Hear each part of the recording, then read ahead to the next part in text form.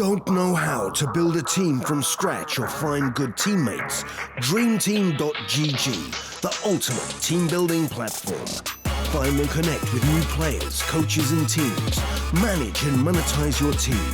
Get on fast track to advance from novice to amateur and, if desired, to professional gamer.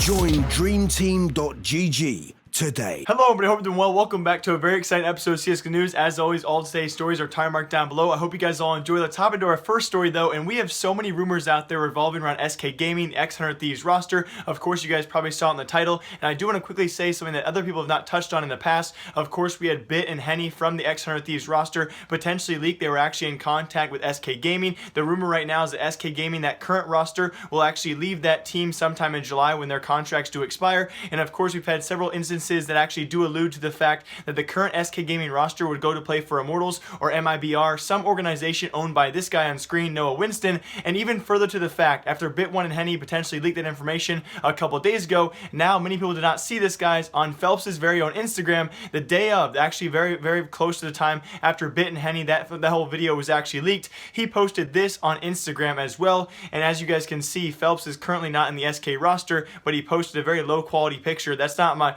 screenshot, guys. That's the actual quality of the picture on his Instagram of him in the SK Gaming jersey. So I don't know if the entire team is now trolling. It seems almost certain within the next 5 months or so. And again, I'm probably going to stop talking about this in the future as we get closer to it, because as of right now, everyone just seems to be trolling about it. It does seem almost guaranteed the SK Gaming roster will change. It's a matter of time, though, when they're actually going to pick up the X100 Thieves roster. The only real question as of now is, where will the current SK Gaming roster go? Will they play for Immortals? Will they play for MIBR? Anyway, though, talking about them as well, of course, SK Gaming currently in IEM Katowice. If you guys want some great CSGO to watch, IEM Katowice goes on this entire week. They already had round 1 and round 2.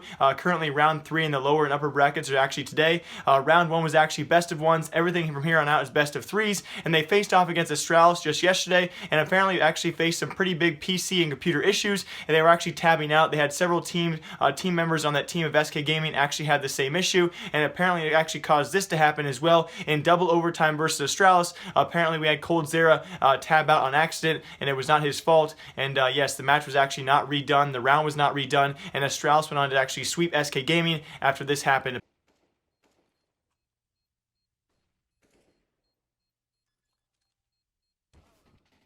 1v2 from him to keep his team in it. Just back and forth. Yeah, there we see Coldzera. I don't know if it was the PC crash or they're obviously very frustrated about it. But as always, I'm always astonished by Fallen and his tweets, the way he actually calmly handles the situation. Of course, he was complaining a bit, and in due fact, the fact that they had PC issues at such a crucial point in the game, of course, anyone's going to complain in that situation. But he also further tweets this, guys, to, of course, not point fingers at ESL. It's not their fault. So, of course, also on top of that, he did tweet out a few hours later. Apparently, that issue going forward has been fixed and resolved. Unfortunately enough, that it was for SK Gaming in that crucial round, and it actually did lose them the match. We cannot guarantee they would have won the match either way, but congrats to Fallen, just always being a humble guy, and of course that issue has been solved going forward, so hopefully no more problems at this event. And again, IEM Katowice has still been a great event to watch, and I plan on watching that throughout the entire week as well. On top of that, though, a viewer out there, I can't remember his name, but thank you to point this out as well. We do have a record broken by Skadoodle and his current girlfriend on screen. As you guys can see, this is actually back in February, last February,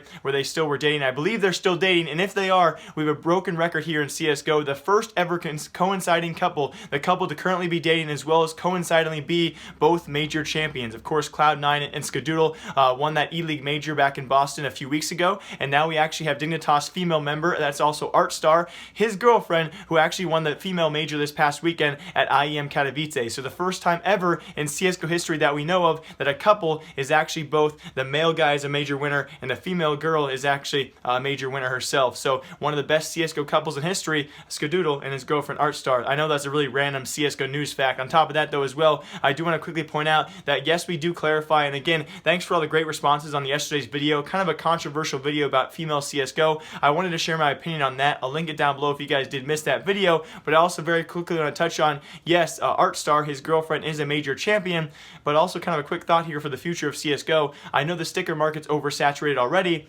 But yes, girl pro players do not have stickers. What do you guys think about that? Would you buy them? I know a few of you guys would. And of course, there's going to be a comment down below. Frickin', they're not pro players, Jake. They don't deserve stickers. I know. Whatever you guys want to think. But that's just kind of a cool idea in the future. We could have female pro player stickers as well. And that would definitely be a cool thing in the game. And another CSGO news, I do want to thank all of you guys who do comment down below. I actually asked you guys 2 videos ago to comment down below the list of free agents out there. I know I had a lot of comments who really opened my eyes as to all the free agents out there in the CSGO scene right now, from Pith, Michaelele, Pronax, Exist, Freiburg. I know someone commented LOL and other pro players like Existence, and you guys really opened my eyes. You guys really do know a lot of information about the CSGO scene, so it's always great to see those kind of comments down below. We also have one less free agent out there right now. That one less free agent will be Allu. Of course, all the ex-Optic members besides Magix have not been signed. Allu also joins that signed list, as he had joined Godsent for a small amount of time. He'll be joining Godsent throughout ESCA Mountain Dew League, and he'll be standing in for their member Brawlin as well as Conchi. It seems that Godsent will go back and forth between Allu and Conchi as those stand-in players for the roster. And on top of that as well, kind of ironic, Allu is actually not paid his ESCA fees,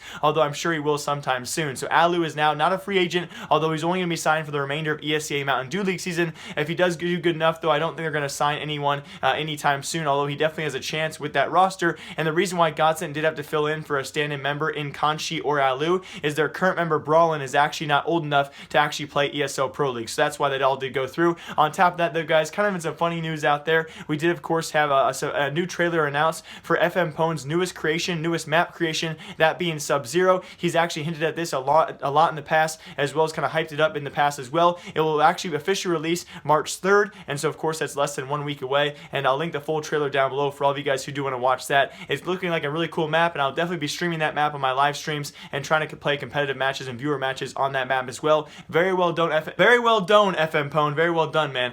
Congratulations on that map as well. And very last in today's episode of CSGO News, and thank you all for watching, guys. We do have some Brazilian failures for the first time in a long time in CSGO, that being Tempo Storm. I know this actual story is a few days old, but for all of you guys who are curious, they did actually return to CSGO back in August, announcing not just one roster, but actually 2 rosters, one of them being the Swedish roster consisting of players from Gamers as well as JW's little brother. He was also in the roster as well. He actually eventually left for other teams, so he's still going to be a professional CSGO player, and that team did disband slowly but surely back in January. So they went from August to January with their Swedish roster. They continued in CSGO with their Brazilian roster, which was also announced as well. A pretty solid Brazilian roster until a few weeks ago they actually lost one of those members, Destiny.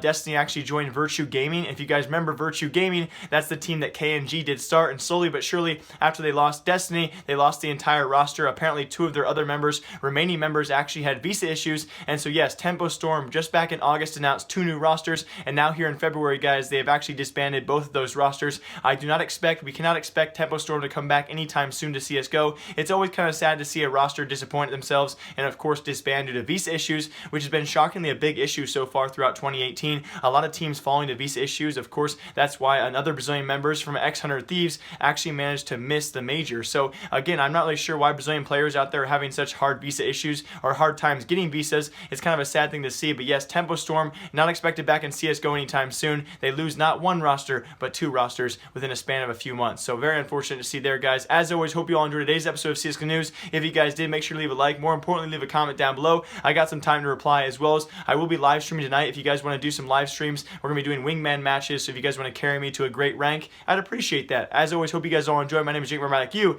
I'll see you all tomorrow or some other time with some more news. Alright, goodbye.